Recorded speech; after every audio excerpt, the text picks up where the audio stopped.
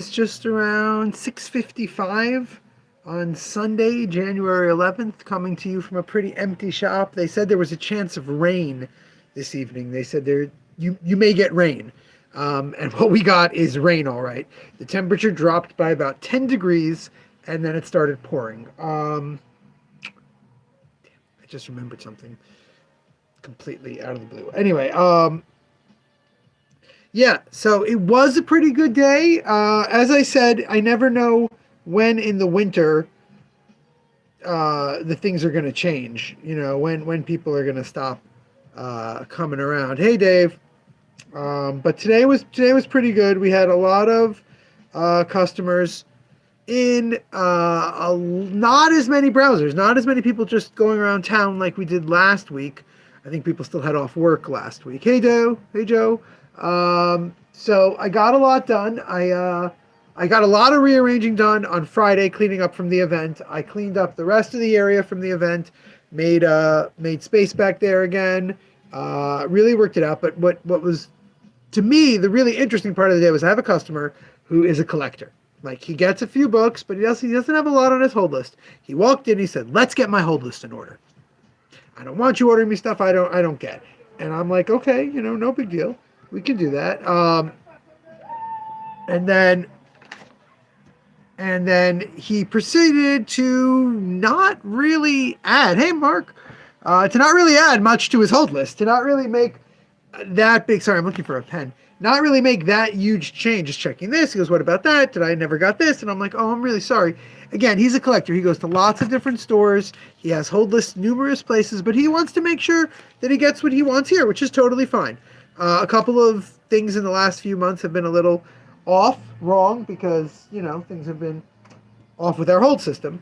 And then I say, I have this giant stack of recent issues from December, from defunct hold lists. You want to go through it and look through? He looked through it. He pulled out a whole bunch of sought after issues. I think it was 3 issues that price came to like $18, and I was like, $20 for you. Fine. But then, if you recall, I said we got a huge trade-in. We got a huge X-Men trade-in, and I separated out issues that I felt like I needed to price, and issues like that I needed to just put in the dollar bin. So I put tons of stuff in the dollar bin. Conrad started pulling off the bags and boards on them. Great. And I've told myself I got them last week. I said, I'm going to start pricing these. I said, you know what? Let me show it to this guy. He's a huge collector. I know he's put together humongous X-Men runs. Let me offer it to him. So he goes, now here's where it gets crazy, because collectors are such a unique, they're such a unique audience. He comes up to me, he's got 62 books. Okay? 62 books. It's not nothing. He's got 62 books from the X-Men, from stuff from like 86 all the way. He's got tons. He's almost every issue of the Claremont coming back in 2005 or whenever it was run. He's got tons of 80s stuff. And he's like, "Can you give me a price on these?" And I start looking through them. I'm like, dude, he grabbed the first Gambit. He grabbed the first Bishop. I'm like, these are all like the keys in there. He goes, "No, there's a few others." And I'm like, "Okay, but you took the," he goes, "Yeah, I know, but they're not like major keys." He goes, "I'm really just getting them for my run." He had the famous 190, 180, with Wolverine on the X, right? Wolverine up on the X. Being crucified, right? Wolverine being crucified. It's a big issue.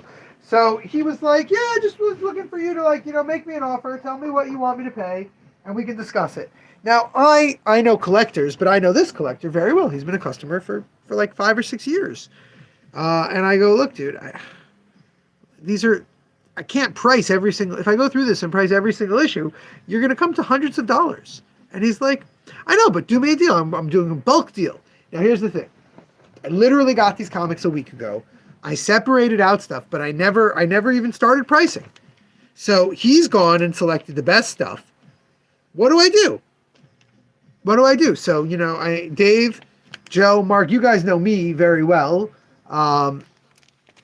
You know that I really try not to be greedy. I try not to grab as much money as possible out of an issue that I got. I got traded on this. It's not a big deal.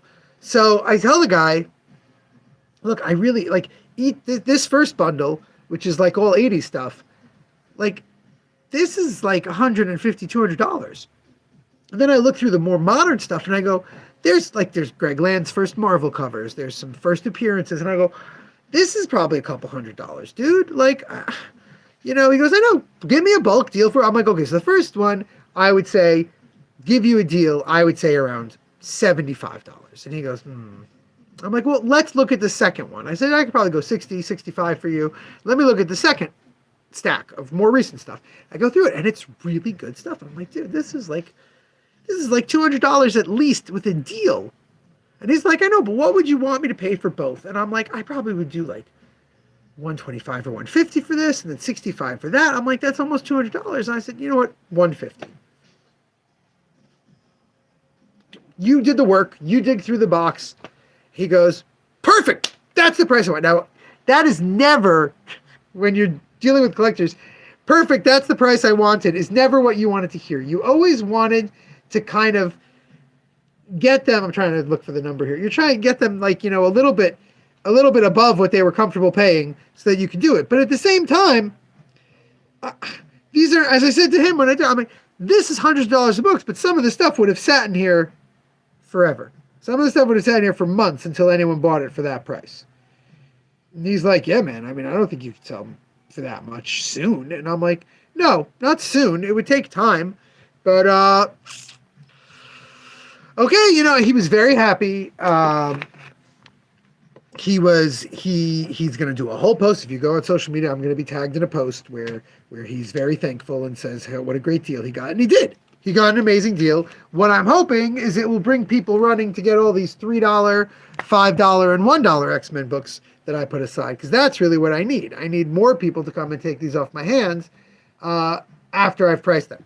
So that's the little look into the mental math of being a comic retailer. I just gave somebody probably $400 of amazing Marvel stuff. This is Sean Phillips on X-Men a long time ago, of amazing stuff. And the idea is that I got that money right now instead of $5 for one of the books and $5 for another book and $5 for another book. It also got me off my butt and pricing. If he would have gone through all that stuff and it was all priced, right? The price of his 60 books probably would have been over $250. So he got a deal. I got a deal. Everyone wins. But now I've got the fire lit under me to get these X-Men priced. So we're pricing X-Men right now while I talk. Besides for that, it's been a very interesting Sunday in a lot of people coming in looking for very specific things who just don't know how to get them. I have a young man who's been coming in with his mom. He's maybe 12. And just picking up stuff. And he goes, oh, you don't have this? The Night Fight? You don't have Night Fight? And I said, oh, well, we just had a big event right when it came out. Right when this thing happened. So, right when it came out, we did this event with Josh.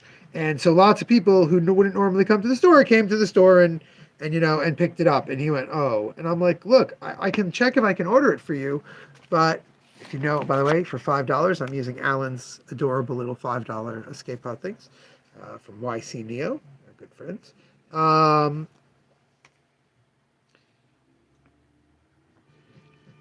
I was like, I can check if I can order it for you, but I can't guarantee it. And he goes, no, it's okay. And the simple fact is that's an important lesson if you're going and getting comics. You kind of have to know that that's what happens. I'm checking some of the stuff this guy bought as I'm doing the others. I'm going, oh, I wonder what this goes for. I just feel like we're at a real, I keep saying this, we're at a really delicate place right now in comics where people are just getting into them and they're just learning how to buy them and where to get them and how to make sure that you get them. But they also need it to be like, they need it to be not too difficult. They need it to be something that people can do without like driving themselves crazy. And it's hard.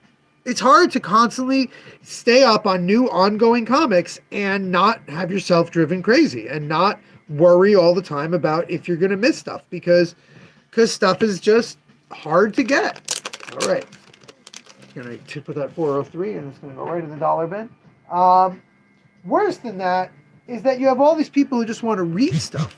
They just want to get the books and they really don't know how to get the books and pay for them. So something I'm working on.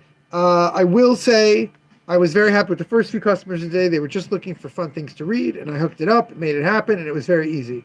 But it gets trickier.